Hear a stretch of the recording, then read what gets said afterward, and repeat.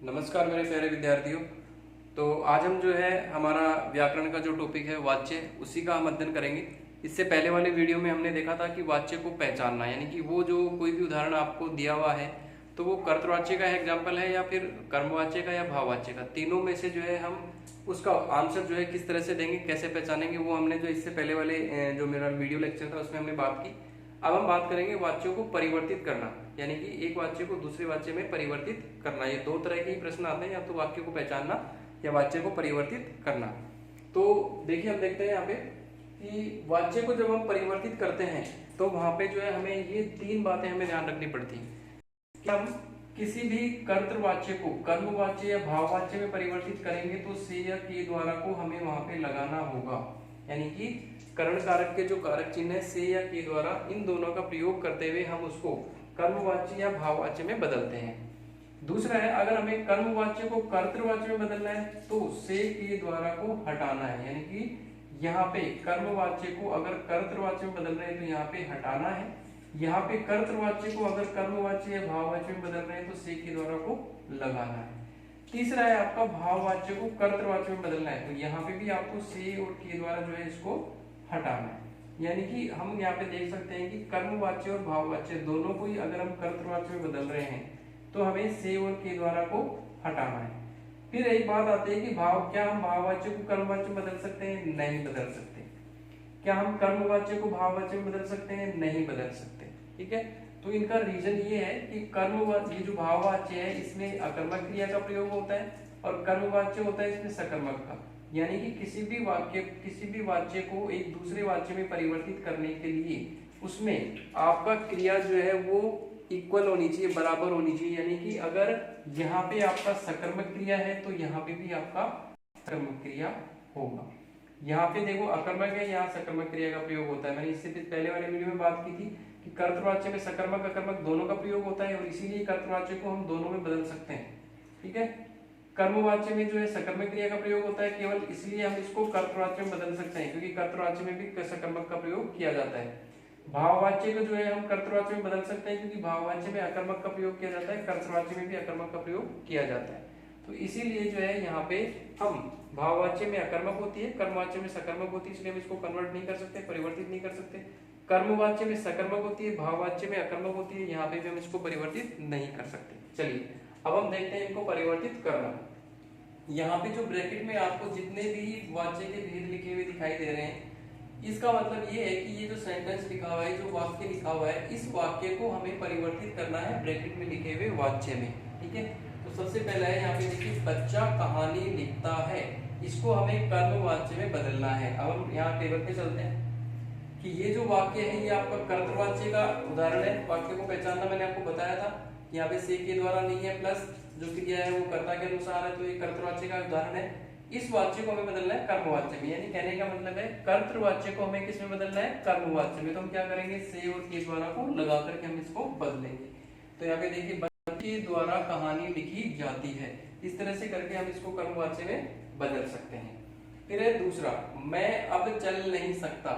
यहाँ पे देखिए, ये जो उदाहरण है ये भी आपका कर्तवाच्य का उदाहरण है क्योंकि इसमें से के द्वारा नहीं है। दूसरा, इसमें क्रिया जो है वो कर्ता के अकॉर्डिंग है। ये जो संज्ञा क्रिया है किसके अकॉर्डिंग है?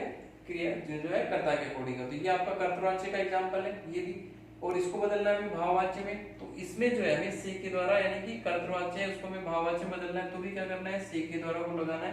तो मुझसे, यानी कि मैं का क्या कर दिया मैंने? मुझसे अब चला नहीं जाता।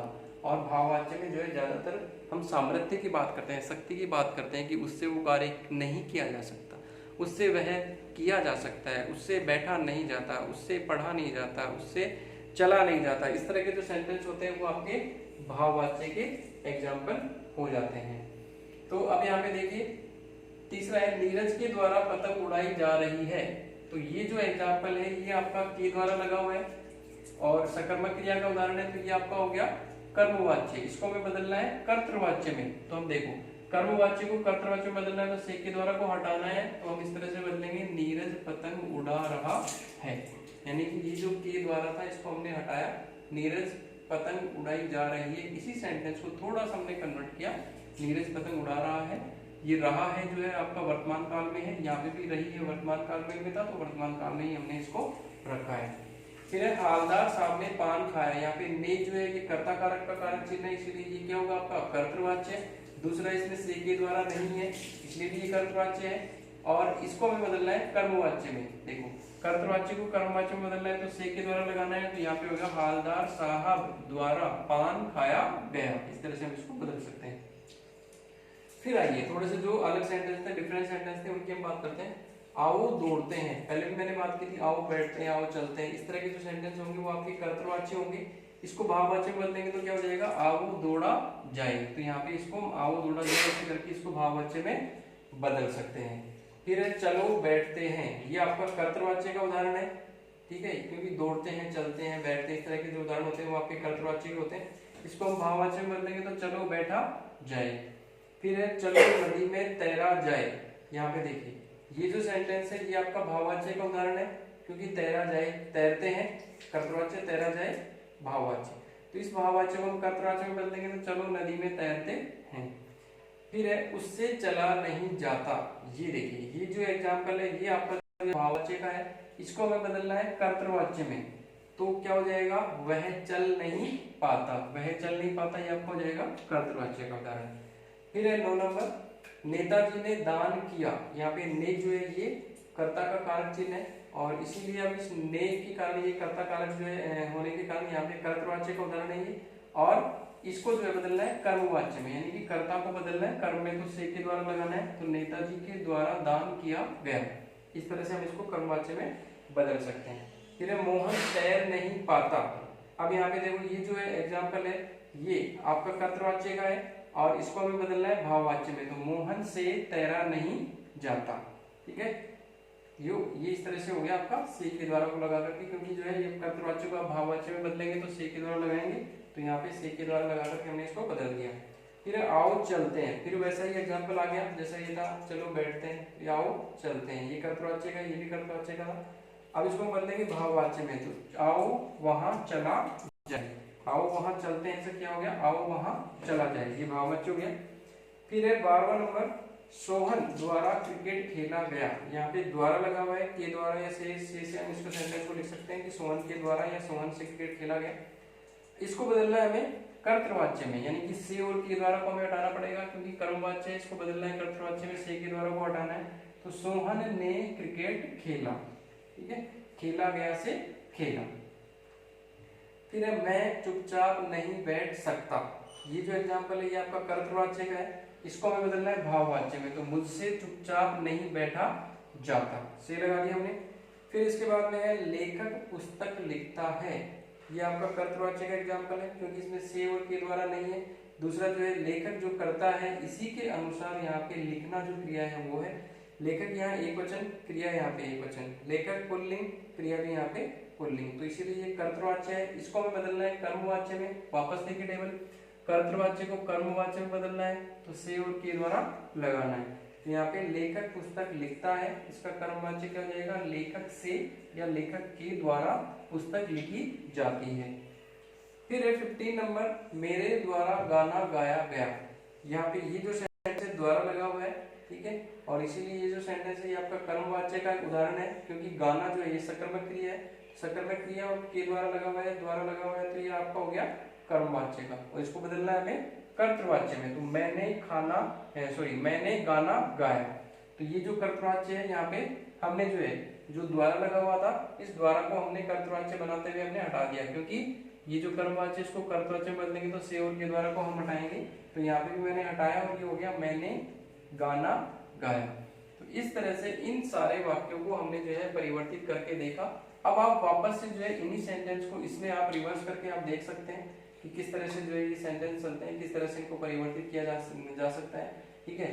और इस टेबल को आप ध्यान रखेंगे। वैसे जनरली जो है ये जो इस तरह के जो वाक्य हैं ये नहीं आते हैं एग्जाम के अंदर, क्योंकि एग्जामिनर जो है वहाँ पे पेपर बनाते हुए पूरा ध्यान रखता है कि कोई भी ऐसा वाक्य ना दें जिसको परिवर्तित नहीं किया जा सकता। यानी कि अगर कोई भी वो एग्जाम्पल ऐसा देता है कि भाववाच्य का उसने जो एग्जाम्पल दे दिया और फिर वो कर्मवाच्य के लिए परिवर्तित करने के लिए बोल रहे हैं तो वो गलत हो जाता है, क्योंकि भाववाच्य का जो एग्जाम्पल है उसको हम कर्मवाच्य में बदल नहीं सकते हैं, क्योंकि यहाँ पे अकर्मक क्रिया का प्रयोग होता है, यहाँ पे सकर्मक का होता है।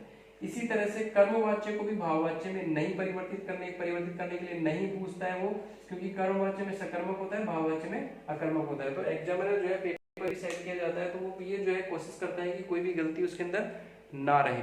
लेकिन फिर भी जो है अगर इस तरह से कन्वर्ट करने के लिए वो वहाँ पे बोलता है तो आप उसको ध्यान रखते हुए आप वहाँ पे ये भी लिख सकते हैं कि इसको बदला नहीं जा सकता है, परिवर्तित नहीं किया जा सकता है, क्योंकि इसमें सकर्मक क्रिया, इसमें अकर्मक क्रिया का प्रयोग किया जाता है। तो इस तरह से आप लिख सकते हैं, तब भी आपको मार्क्स मिलेगा, ठीक है। और अगर आप उसको जो है वहाँ पे अटेम्प्ट करके और कन्वर्ट करके आते हैं तो भी जो है वहाँ पे आपको मार्क्स मिलेगा, बोनस मार्क्स वहाँ पे मिल जाता है अगर इस तरह की कोई गलती आती है तो। लेकिन फिर भी जो है हमें ध्यान रखना है कि इन सेंटेंस को परिवर्तित नहीं किया जा सकता है, और जिनको अच्छे से बहुत अच्छे से समझ में आता है तो इस तरह से ये जो टेबल है इसको आप पूरी ध्यान रखेंगे। इससे पहले वाली वीडियो में जो हमने वाक्य को पहचानना हमने सीखा था उसको आप ध्यान रखेंगे, ठीक है। और आपको जो पीडीएफ भेजी जाएगी उस पीडीएफ के अंदर जो भी वर्कशीट जो दी हुई है उस वर्कशीट को आप कंप्लीट सॉल्व करेंगे बिना किसी हेल्प के। आप अपने सेल्फ स्टडी से उसको सोल्व करने की कोशिश करेंगे। गलत होता है, गलत होने दीजिए, कोई दिक्कत नहीं है, आप पेंसिल से इसको कीजिए। उसके बाद में जब उसकी आंसर शीट आपको भेजी जाएगी तो उस आंसर शीट से आप उसको मैच कीजिए। उसके बाद आप वीडियो देखिए वापस से, और वापस से रिवाइज कीजिए कि कहाँ सर ने जो है हमें बताया था, किस तरह से हमें कन्वर्ट करना था, किस तरह से पहचानना था, कहाँ हमारी गलती रह गई। तो वहाँ पे आप एक बार सोल्व करने के बाद में और आंसर शीट से मैच करने के बाद में जो जो गलतियां होंगी उनको आप टिक आउट कीजिए, और उसके बाद वीडियो देखिए कि ये गलती क्यों हुई हमसे। तो वीडियो देखने के बाद आप पता कर पाएंगे वहाँ पे कि इस गलती को हमने क्यों किया, और वो आपको ज़्यादा अच्छे से समझ में आएगी। यानी कि अगर आप उस गलती को वहाँ पे देखते हैं और वर्कशीट से मैच करते हैं, आंसर शीट से मैच करते हैं, और वो गलती आपको पकड़ में आती है, उसके बाद आप वीडियो से उसको रिवाइज करते हैं वापस से, तो वो आपको बहुत अच्छे से समझ में आएगा। और ये टॉपिक है भी ऐसा कि जितना आप अभ्यास करेंगे तभी आपको समझ में आएगा, बिना अभ्यास के आपको ये समझ में नहीं आएगा, ठीक है। तो ज़्यादा से ज़्यादा जो है आप जो वाक्य जो हैं आपके पास में कोई भी ग्रामर बुक है या फिर कोई भी जो है आप सेंटेंस बना करके आप लिखते हैं तो आप उन वाक्यों का जो है अभ्यास करिए, और वर्कशीट का जो है आप अच्छे से अभ्यास कीजिए और अच्छे से समझने की कोशिश कीजिए, ठीक है। फिर भी अगर आपको कुछ प्रॉब्लम आती है तो आप कमेंट्स बॉक्स में लिखिए, ठीक है। उसका आपको आंसर जो है आपको दिया जाएगा, और प्रॉपर तरीके से आपको जो है इसको समझने का प्रयास कीजिए। 4 मार्क्स का आपका ये टॉपिक है, पहले भी मैंने बताया था कि 4 मार्क्स का 4 अंक का जो है ये टॉपिक जो है आपका बोर्ड में आने वाला है, और 4 अंक बहुत महत्वपूर्ण होते हैं। टोटल जो है हमारे ग्रामर के 16 जो है मार्क्स है, वो 16 मार्क्स की ग्रामर है, और उस ग्रामर में से इसी तरह से जो है हमारे एक एक अंक के जो है क्वेश्चंस तैयार होते हैं, और वो कंप्लीट 16 मार्क्स जो है हमारे लिए बहुत महत्वपूर्ण हो जाते हैं। तो यहाँ पे ये जो टॉपिक है 4 मार्क्स का है, तो ये आपके लिए बहुत ज़्यादा महत्वपूर्ण है। आप अच्छे से इसको समझिए, ठीक है, अच्छे से प्रैक्टिस कीजिए। धन्यवाद।